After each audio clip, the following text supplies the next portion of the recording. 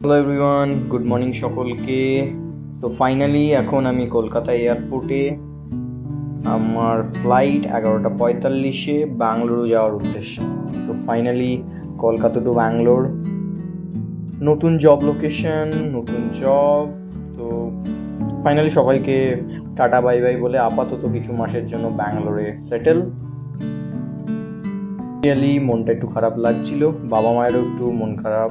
তো কি করা যাবে, নতুন জার্নি, কেরিয়ারের নতুন একটা চ্যাপ্টার। তো কেরিয়ার গ্রোথের জন্য তো করতেই লাগবে। তো ফাইনালি আজকে সেই দিনটা চলে এলো। তো এখন যাচ্ছি তাই ব্যাঙ্গালোর, ইন্ডিগোর ফ্লাইট কলকাতা থেকে। এই ফ্লাইটে অনবোর্ড হয়ে গেলাম।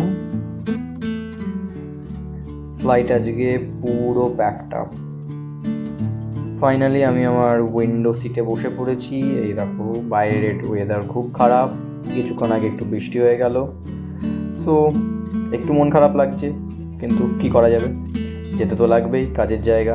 চলো, প্লেন টেক অফ করছে এবার। দেখো কত স্পিডে উঠছে। তবে সময় ওপর থেকে কলকাতা এয়ারপোর্টটাকে দেখো কত সুন্দর, ছোট দেখায়, ছোট ছোট প্লেন দাঁড়িয়ে রয়েছে।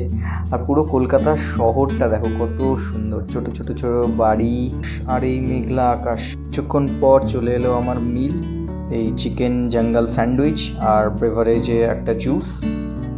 আমি ইন্ডিগোতে ট্রাভেল করলে জেনারেলি এই মিলটাই পছন্দ করে থাকি। আর এই দেখো কত সুন্দর ওপর থেকে আকাশটা, ছোট ছোট তুলো, সাদা তুলোর মতো মেঘগুলো ভাসছে।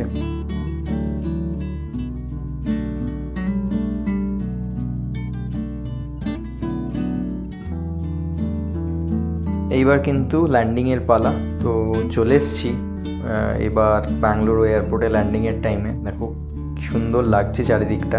ওই যে দূরে একটা পাহাড় দেখতে পাচ্ছ, ওটাই কিন্তু Nandi hills, one of the famous tourist place near Bangalore. ওই যে দূরে নন্দী হিলস, তারপর কিন্তু একটা ছোট্ট লেক দেখা যাচ্ছে, তারপর এই এয়ারপোর্ট এরিয়া, খুব সুন্দর।